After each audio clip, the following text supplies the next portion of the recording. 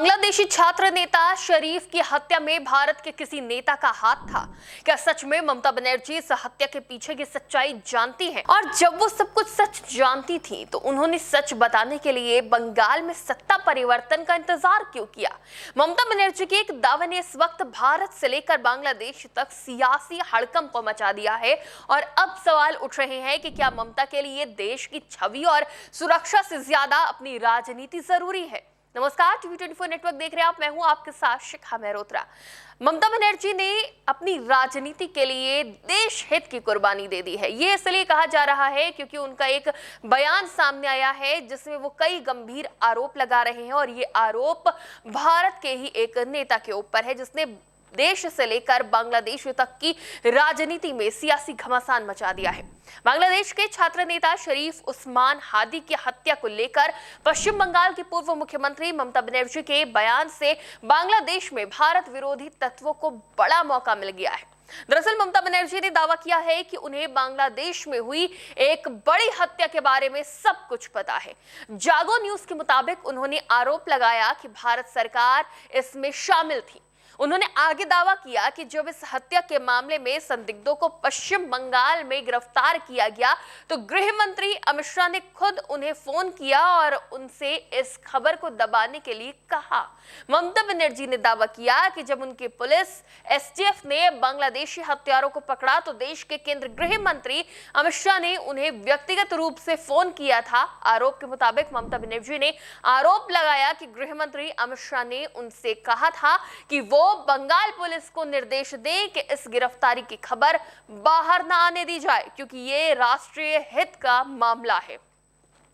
जागो न्यूज के मुताबिक ममता बनर्जी ने ये टिप्पणियां मंगलवार 2 जून को कोलकाता के धर्मतला में वाई चैनल पर धरना प्रदर्शन करते हुए की।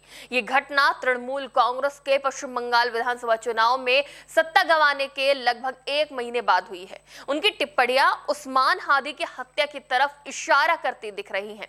ममता ने कहा, मुझे इस बारे में सब कुछ पता है कि हत्या को अंजाम देने के लिए आपने किसका इस्तेमाल किया था और किन लोगों के नाम सामने आए थे। हालांकि ममता बनर्जी ने अपने बयान में भारत के गृह मंत्री का नाम लिया और अमित शाह का नाम नहीं लिया। दरअसल ममता बनर्जी बहुत अच्छे से जानती हैं कि उनके बयान का क्या असर बांग्लादेश में होगा और भारत बांग्लादेश संबंध पर होगा। उनके बयान से बांग्लादेश में भारत विरोधी भावनाओं को हवा मिल गई है। आपको बता दें कि उस्मान हादी बांग्लादेश के एक छात्र संगठन इंकलाब मंच के संयोजक और एक मुखर युवा नेता थे। वो भारत की नीतियों के कड़े आलोचक माने जाते थे और उनका आरोप था कि नई दिल्ली बांग्लादेश की आंतरिक राजनीति में दखल देती है। 12 दिसंबर 2025 को ढाका में चुनाव प्रचार के दौरान अज्ञात हमलावरों ने उनके सिर में गोली मार दी थी। इलाज के दौरान 18 दिसंबर 2025 को सिंगापुर के एक अस्पताल में उनकी मौत हो गई।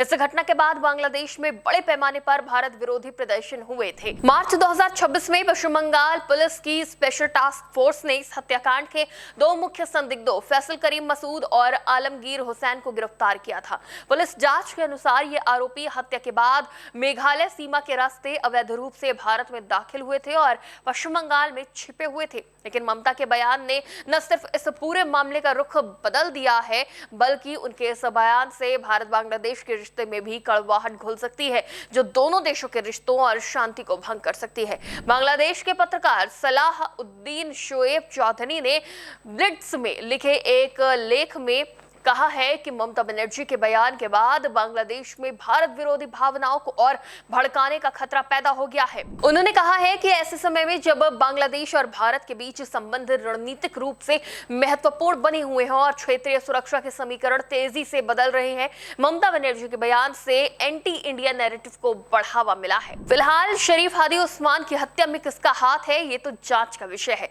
पर इस तरह के बयान सरेआम देना क्या ममता बनर्जी इसकी गंभीरता को नहीं समझती हैं या फिर इसके पीछे छुपी है कोई प्रेशर पॉलिटिक्स? क्या ममता ऐसे बयान देकर भाजपा पर दबाव बनाना चाहती हैं?